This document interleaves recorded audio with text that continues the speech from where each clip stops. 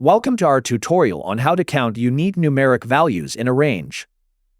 The Excel frequency function returns a frequency distribution, which is a summary table that shows the frequency of numeric values. We use the same set of numbers for both the data array and bins array to frequency. Frequency returns an array with a count of each numeric value in the range. The result is a bit tricky, but the meaning is that 805 appears 3 times, 907 and 807 appear 2 times, and 809 appears once. Next, each of these values is tested to be greater than 0.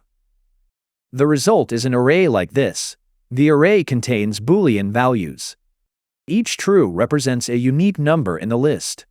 Use the double negative method to convert these values to zeros and ones.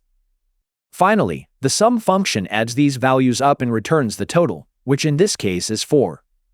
If you are using the latest Excel version, you can use a much simpler formula based on the count and the unique functions. I hope you enjoyed this video. For more tips, subscribe to our channel and stay tuned.